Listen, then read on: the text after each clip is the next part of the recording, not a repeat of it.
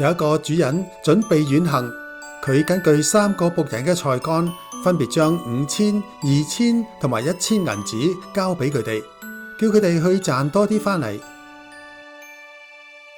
第一個僕人攞住5000銀紙，勤力咁去做買賣。第二個就攞住2000，同樣去做買賣。而第3個僕人就非常懶惰，只係將1000銀紙藏喺地下。主人返嚟啦，前2個僕人各自賺多咗5000同埋2000。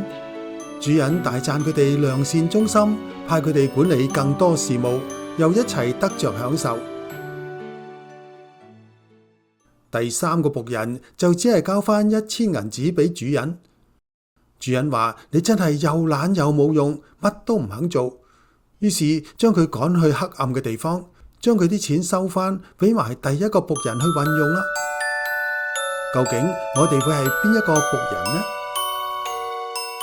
原來神俾每個人有不同才幹，我哋都要好好運用，絕對唔應該懶惰。嗰啲肯發揮才幹嘅人，神都會加倍賜福。嗰啲唔肯做嘅呢，就會連原有嘅能力都會失去。